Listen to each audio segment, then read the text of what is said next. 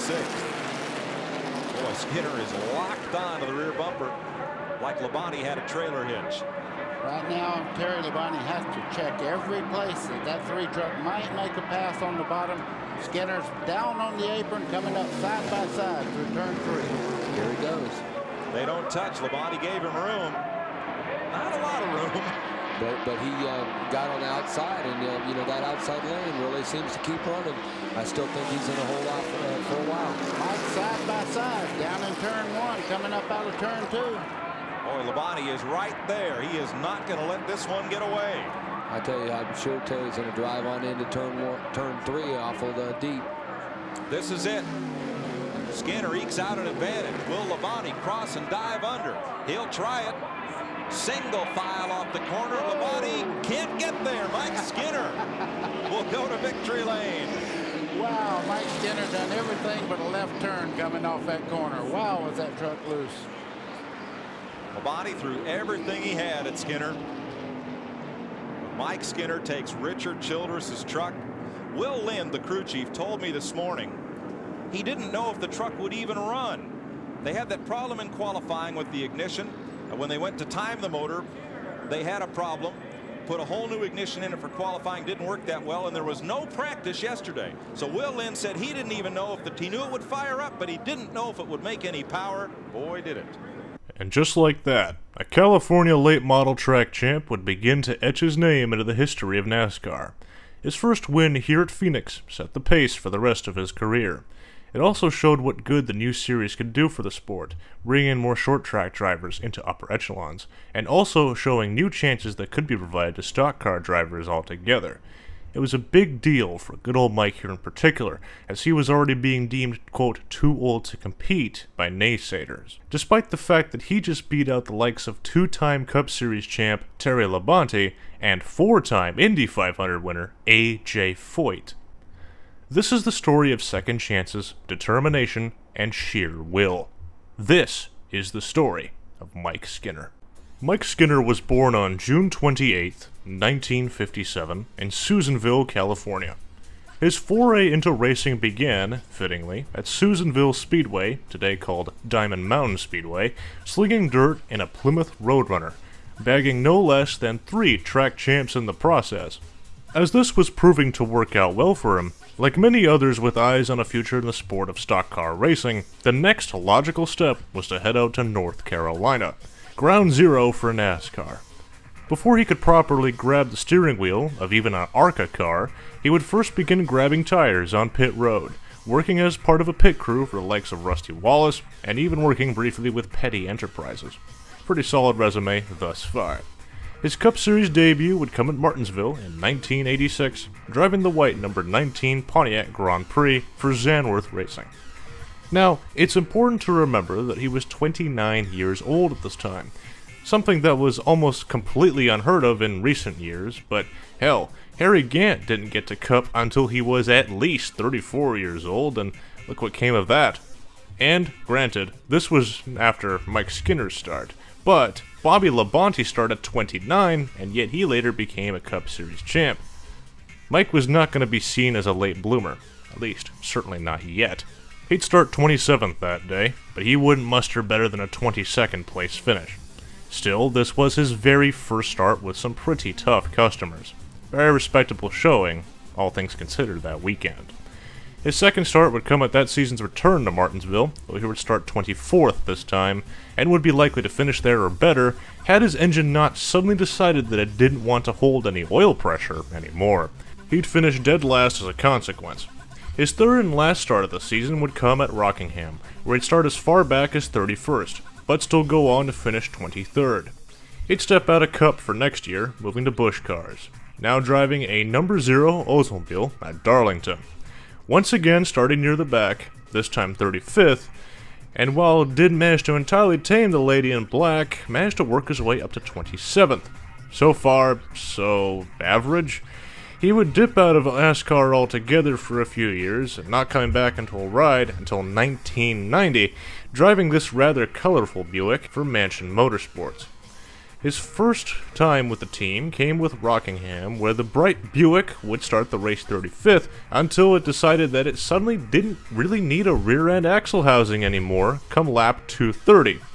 He'd return in 1991 to commit to 2 more starts with the team, once again returning to Rockingham to start 37th and only managing to muster 32nd. At that year's Mellow Yellow 500 at Charlotte, he'd start 40th and then finish there thanks to an oil line blowing on lap 12. 1992 would prove to be an iffy year, to say the least. For a start, Mike would fail to qualify for the Daytona 500, but would manage to qualify at, well, you guessed it, Rockingham a week later. Man, a lot of drivers have tracks associated to them. Dale in Daytona, DW in Bristol. In this case, I guess it's Mike in Rockingham. Anyhow, he'd start 32nd that day and go on to finish 23rd. He'd attempt to start at that season's 5th race at Atlanta, but he would fail to qualify, and ditto for Darlington the following weekend.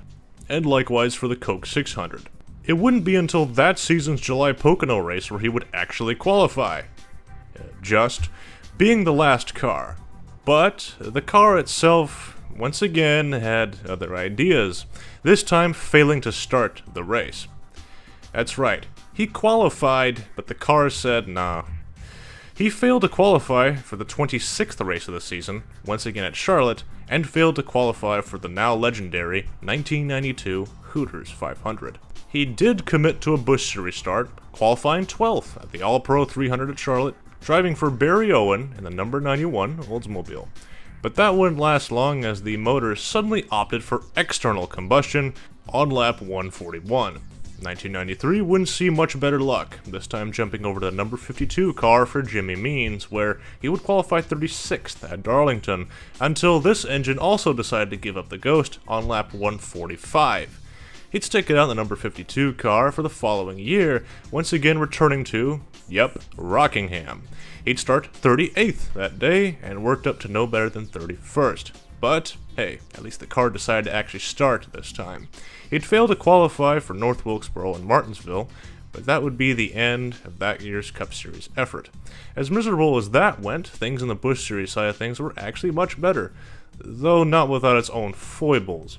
Earlier that year, he'd opt to race for the very short-lived Gene Petty Motorsports, and a team now relegated to the footnotes of NASCAR history, but had this here funky number 88 KFC Chevy Lumina paint scheme. Unfortunately, as cool as this here car looked, it would never finish a race. However, incredibly, Mike managed to put the car up on pole at that season's Champion 300 at Charlotte, which in turn made it his first ever career pole-sitting start. Unfortunately, on lap 93, the spark plug stopped sparking, and thus taking the shine off of his fantastic effort. He'd finish no better that season than 26th. 1995 would be a big year for the sport. The Goodies Dash series would be now superseded by the Super Trucks, both a reflection of the changing consumer vehicle market, and a new series geared up from the ground up to be a better feed to short tracks for the NASCAR ladder. Frankly, it was perfect. Mike Skinner would receive a surprise phone call from Richard Childress. Initially, he was confused, assuming it was an offer not for a racing truck drive, but something along the lines of driving Earnhardt's hauler. Upon clarification from Childress, Mike realized that not only this would be his first full season ride in any series in the sport thus far, but in one on the ground floor, and in an environment that he was actually very familiar with, just this time through the windshield of a Chevy Silverado. Despite this being a feeder series debut, it nonetheless had some big-ticket Cup Series drivers, and some from other high-level American motorsports, winners on ovals big and small. It wouldn't be a cakewalk for Mike, to be sure, but if you think that was going to stop him, well, think again. Not only did it not stop him, he absolutely swept the competition. The only other driver who stood a chance was fellow Californian and second RCR truck entry, the number 16 of Ron Hornaday Jr., who would later go on to have major success in the series of his own. No less than 8 wins, 17 top 5s, 18 top 10s, and 10 pole-sitter starts. Unsurprisingly, he'd even get the most laps led, with 1,053 in all, with the closest being Hornaday's 944. The 38-year-old short tracker proving his mettle in one fell swoop. Just awesome. The following year would still be a very impressive showing. Even if it didn't end up with him hoisting the championship title, it was still a very, very valiant effort, matching his previous year's wins. And he still managed to lead the most laps, with 1,533 in all. Still, even with this excellent effort, it'd only be good enough to finish a third in points. Ron Hornaday would be the one to grab the title, the first of his 4 career championship victories in the series. As a result of his solid tenure, it was more than good enough of a resume for Mike here, and proved that he had what it takes to climb the ladder, and to climb that ladder he did, with Richard giving him a part-time cup ride in a white number 31 Chevy, coming to 6 race starts.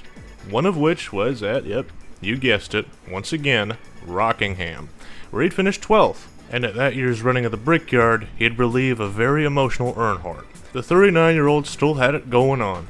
Later that year, it would be announced that he would run full-time in the Cup Series starting in 1997, this time filling the seat of the number 31 Lowe Chevrolet alongside Dale Earnhardt. You see, Dale started racing at a time where multi-car operations weren't really a thing, and even when they were starting to become commonplace, he never really got along with that sort of thing. And to put it lightly, yeah, it showed. I mean, I understand the old adage of, quote, your first teammate is also your first rival, but that wasn't even that in Dale's case. Simply put, Mike was just another car in the way of the Intimidator, period, teammate or not. In the meantime, Mike was already proven that he was no slouch. He'd be forgiven for thinking that he wasn't a rookie in the car, but a proper veteran at that year's Speed Weeks, where he didn't just land a comfortable position. Oh no. He went ahead and won the pole for the 500, and he even managed to finish second in his stint in the twin 125s. Solid effort for the now almost 40-year-old driver. He would only manage to lead a single lap, and he would only go on to finish 12th in that year's 500, but hey, this is his first ever running, and you gotta admit, this is still some solid effort given the circumstances. I'd like to see you muster that. Anyhow, the rest of the season generally wasn't exactly blinding, with most finishes being in the top 20, but he did manage to finish 6th at the Brickyard, got another pole position start at the July Daytona race, until he crashed out come lap 37. Aside from this, he had 6 DNFs, which in complete fairness were not his fault, as it wasn't his decision to lose a rocker arm or two. It was the Chevy's idea. The only thing that could really be a stain on that year's attempt was a failure to qualify for that year's UAW GM Quality Assurance 500 race at Charlotte. All in all, average, but good enough to get Rookie of the Year. Hold on though, I can't help but forgetting something important, or feel that I am. Oh yeah, right. You see, that same year, NASCAR was doing a follow-up race exhibition in Japan at the Suzuka circuit. This wasn't the first time NASCAR had done something overseas. In fact, as far back as 1976, the Heavy Hemis found themselves racing in France, of all places, and taking part in a 24-hour endurance race. But in 1988, NASCAR found themselves in Australia to do a race at Calder Park, which had brought in keen interest also from the likes of local drivers like Dick Johnson, a multi-time V8 Supercars champ, fellow I might cover in a future video. But in 1996, NASCAR set its sight on Japan for its next world tour, and this time with occasionally turning right as opposed to just riding around turning left on a banked oval. Rusty Wallace would win that year's event. But in 1997, Mike did something that nobody saw coming. Now granted, he did go to qualify 4th, so some people must have expected that he might just be a threat on track, but this dude went on to also lead 26 laps, and then stayed out until the checkered flag. But now, I'm sorry, but this needs to be highlighted. This is a 40-year-old dirt track driver who granted proved he could wheel his way around Sonoma and Topeka in a big-ass heavy Chevy truck, but this isn't exactly the kind of guy you'd call a road ringer. Now, he might not be Boris Said, but again, if you really think that this is going to stop this Californian badass, you'd be sorely mistaken. So what if Suzuka was, I don't know, 7,000 miles away from any familiar tracks he'd been used to? He's still gonna run it. 1998 was already proven to be a much more improved season by comparison, with him finishing 8th instead of 12th at the Daytona 500. Unfortunately though, him and Rockingham decided to take a short relationship break, which is to say, it left him wrecking out instead of seeing the checkered flag, and this was also true for Atlanta. Still, he bounced back from these incidents with a respectable 19th at Darlington and a top 5 at Bristol. How about that? It was at Texas, though, where that recovery effort was cut short by a very close call. Down to a halt near the start-finish line. You see Skinner is okay. Caution is out. Mike Skinner got hurt in Atlanta with a crash on the outside wall. You can see him getting his breath back there. He's sitting on the windowsill of the race car. Going to take more than hammer and nails to fix that one. He has used up the right side. Really? Now, granted, Texas Motor Speedway is not a fan of anyone, neither racers and, most of the time, especially not the fans, but it really did not like Mike on this day. In Mike's own words, he'd later recall that this was the hardest hit that he'd ever taken his entire career. Unsurprisingly, this sidelined him for at least 3 races. His best finishes would come at Loudon, the Brickyard, Talladega, Atlanta, and again at Bristol, and as well as Watkins Glen, where he'd finished 3rd. And last but not least, a 3rd place finish at that July's Daytona race, which would be his then career best finish at a plate track. 1998 would also see the 3rd and final return of NASCAR to Japan, this time not at a road course but on an oval. The 1.5-mile, almost gateway-esque shaped oval first hosted competition earlier that year on March 28th, hosting one of the other American pastimes, Champ Car. On November 26th that year, NASCAR would take the stage, and bring along with it the local Japanese stars like a certain Keiichi Tsuchiya. Some guy, old dude. He races up in mountains, apparently. I don't know if anything really came of him. And would also participate in the previous Suzuka Thunder events. And even Dale Jr. decided to come along with the race's old man, ergo Mike's teammate. A few Winston West drivers were also invited to take part.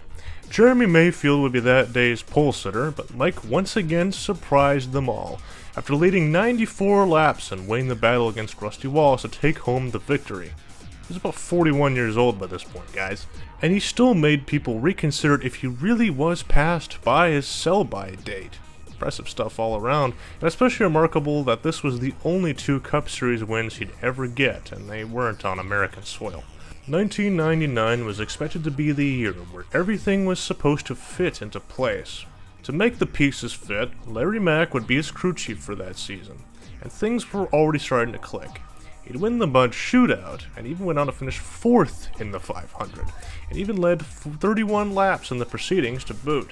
A string of top 10s made him the point leader going into Darlington, where he'd roll off in 5th, but he would come home in 32nd. As the races rolled on past, this dropped him as low as 11th in the overall point standings, and he would fail to relinquish his position above the rest. Despite this, he managed to get his first pole position at Pocono, and another pole at Martinsville, where he even managed to lead 138 laps in the race, and would go on to finish 6th. He'd go on to finish that year at 10th in points. He'd also win his first, and unfortunately only, Busch Series victory at Atlanta that year, driving the number 19 Yellow Freight. The new millennium brought us the PlayStation 2, and fortunately not Y2K, and along with this, it brought about new rules packages going into Speed Weeks, doing things such as preventing any adjustments for any cars in the race. Not that this would sway Mike's attitude any, as the now 42-year-old was still riding high from his best season thus far. Perhaps a new millennium could bring about new victories and opportunities. Well, if that was the thought process, then he was already getting let down by Y2K, as he'd start the season off no better than in the top 20. And then in Atlanta, getting kicked squared in the nuts by Lady Luck as the engine decided to let go whilst he was leading no less than 191 laps. Despite being the most dominant car that day, Lady Luck giveth, but sometimes taketh away. He'd come very close to winning a plate race, this time at Talladega, but he'd finish only a runner-up and 2nd, just behind Jeff Gordon. The following week at Fontana would see him roll off the grid on the pole in front of his home crowd, but he would manage no better than 7th that day. Despite the inconsistent effort over the following race weekends, it was still good enough to help him get to that previous season's best of 11th in points. Not before dropping down to 12th by season's end, however. On the Busch Series side of things, he'd managed to commit to 6 Busch Series starts, and included him landing a pole position at Dover and a season-best place of 3rd at Phoenix, which by contrast was much better than his Cup Series effort that year. 2001 was already shaken up to set things back for Mike and the 31 team as a whole, as Larry Mack would step off the pit box to go up into the commentary booth. But if you think this was going to dissuade him, once again, you'd be dead wrong. Mike Skinner isn't that easily shook. This was made proof positive by winning his stint in the twin 125s, just edging out Dale Jr. for the victory, and thus allowing him to go on to start 4th until a drive shaft broke in the unfortunately now infamous Daytona 500. Okay, I know Mike isn't that easily shook, but it's hard for anybody to suddenly lose someone like Dale, regardless of who you are, even if you didn't get along much as teammates. In fact, even this was slowly going by the wayside as they were finally getting along with each other on and off the track. This would have likely been the year where they truly would have been there for each other, but that, unfortunately, as they say, is history. Compounding this, the 2001 season was, frankly, utter garbage, mustering only a single top 10 finish. Nothing was going their way. He also found himself in yet another close call at Chicagoland where he blew a tire. The heavy lick would find him in the outside wall where the car had burst into flames. What made it especially terrifying for onlookers was that he was knocked unconscious and had to be helped out as he could not move under his own power. The now 44-year-old would have to stare it out for 4 races as a certain Robbie Gordon would have to fill in for him, and would unfortunately go on to later replace him the following season. If you ask me, this crash was probably the most symbolic moment in Mike Skinner's entire NASCAR career. It's not something I say lightly, as it really was a career that was finally starting to go places. As garbage as 2001 might have been, there were bursts of remarkable moments and genuine forward momentum. Oh, and to further prove that it wasn't Mike's idea for the mechanical failures or associated car problems, when Robbie Gordon went to the Glen, he was on road to winning it until the NBC in-car camera of all things ended their day. Thanks, guys. On top of all the other issues, including engines suddenly deciding to give up on life, your crappy wiring job couldn't handle a few turns to the right at speed. It's a good job you guys weren't brain surgeons. Anyhow, with Mike being set to the sidelines with the dirt truck champ Robbie Gordon guaranteeing himself in the number 31 after winning at Loudon, it was time to move on. For 2002, he'd make the jump to Morgan McClure to drive the lauded number 4 Kodak Monte Carlo. But, while for most onlookers it seemed like a deal that was as good, if not better, than the RCR gig prior, things were not good from the get-go, once again. Daytona? Forget it. Rockingham? Still decided she didn't want to see him, left with a blown motor. Same with Pocono, a wreck in Daytona in July, and engines going bang at Indy, the Glen, and Loudon. The only lone top 10 was the late season return to Rockingham, how ironic, deciding to giving him another chance on their relationship, where he'd finish 6th that day. He'd finish a dismal 31st in points, the worst points finish of any of his full-time Cup Series seasons. 2003 would now see him drive a number 4 Pontiac, but with an average finish of 29.5, would see him out of the team for good. Meanwhile, in 2004, he would do a single Cup Series start for RCR, driving the number 33 Tracker Boat Chevy at Daytona to 22nd place. And he got the pole for MB2 in the number 01 Pontiac Army car at Richmond, but that'd be it for the Cup side of things. Whereas in the Truck Series, he'd drive the first half of the season for a horribly mismatched Bang racing effort, and later in the season he'd drive for Bill Davis Racing, both in Toyota Tundras. Fun fact, this was Toyota's first foray into any of the big 3 NASCAR series. No mention of the cheating Toyotas around this time. Anyhow, managing to finish at 12th in points was more than good enough of a resume for Bill Davis, where he'd signed him for the Cup car in 2005 in the number 23 Dodge, along with an extension for their Toyota truck program. The Cup car would usually find itself wrecked, however, but the truck? Hell, forget wrecks. He was kicking ass whenever and however he could. 7 pole position starts, most of anyone that season. Most laps led with 864, 9 top 5s, and 2 wins to boot. It would only be good enough to land him 5th in the standings, with that championship going to Ted Musgrave. 2006 brought about the PlayStation 3 and a bevy of journeyman starts for teams like Front Row, John Carter's operation, and for Brian Mullet, but this never amounted to much of anything. In trucks, though, the momentum continued from last season, this time scoring 8 pole position starts, but he'd only score 1 win.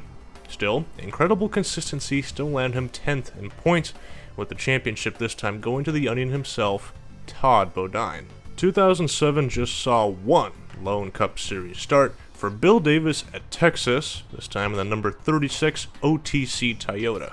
But it was in the Truck Series where he'd put all of his effort in, once again strapping back into the number 5 Toyota. He focused on return on investment, and this time it paid off with no less than 11 pole starts, 1,105 laps led, and 5 wins. He'd lead the points for most of the season until he'd be just edged out at the season-ending race at Homestead, losing to Ron Hornaday by just 54 points. The cause, unsurprisingly, his terrible luck. If there's one thing aside from Mike and Rockingham being bedfellows, Mike and car problems go along together like a house on fire. A tire falling off the truck. That's right, a loose wheel stopped him from being a 2-time Truck Series champ. Oh, by the way, he was 50 years old. Frickin' 50. And managed an average start of 2.5. And he never qualified outside the top 10. So what's your excuse? Refusing to give up after coming so close, 2008 showed a regrouping and a replanning, this time converting itself into 4 pole positions, a win at Vegas, 5 top 5s, resulting in a 6th place finish overall in the standings. Though not as great as last season's performance, still not a bad showing, all things considered. In the Cup Series side of things, however, Mike Skinner would become a rather unsung hero for the Toyota development program. If you needed a driver that was a solid substitute, R&D driver, or just a great mentor overall, this was the guy you had on speed dial. Seriously, I don't think to this day he gets the credit he deserves on that front. Anyhow, he would do a lone start for Bill Davis in the number 27 Bad Boy Mowers Toyota. But he'd also do a handful of starts for the then brand new Red Bull Cup Series program, driving the number 84 on behalf of A.J. Allmendinger, and helped get them back into the top 35 in owners' points that season. Yeah, this dude probably just saved Red Bull's ass, only to have Vickers' antics, Scott Speed's stupidity, and Red Bull kill the program themselves. Later that season, he'd drive the double-lot Aaron's Toyota to help MWR get back on its feet as well. Dude, cigar award, Mike. Hell, here's 2. You've earned them. Nobody else thought to give it to you. 2009, meanwhile, would see him leave to drive for Randy Moss in the Truck Series, driving the number 5 Exide Batteries Tundra. Despite a new team and therefore new faces and leadership, he finished even stronger than he did the previous season, starting with a win at Kansas before a brief derailment via a crash out at Dover, and then a string of top 10s and 5s in the weekends following, and he'd go on to get 2 more wins, 3 pole positions, and overall 3rd in points. He also did a few Cup Series starts, but they were for backmarkers doing start-in parks, such as Tommy Baldwin Racing, the number 36 Toyota Camry. Going into 2010, whatever momentum was in the Truck Series effort was now gone out the window. The number 5 team floundered, getting no better than 2 top 5s. It was his last full-time Truck Series effort, and unfortunately it didn't go out with a bang, but rather with a whimper. 2011 and 2012 would see him do a total of just 2 Truck Series starts, and that was that. He'd stick around and do a bevy of start-in park rides in 2011 in the Cup Series for Jermaine Racing in the number 60 Big Red Toyota, but that was it. Ditto for 2012 for the likes of Kelly Owen and Mike Curb. And that, as they say, was that. Mike Skinner would call it quits in NASCAR at age 55, citing health concerns. So what do we make of all this? Well, to put it simply, I think Mike, despite appearances, was one of the best damn drivers that could have and should have seen more success in the Cup Series.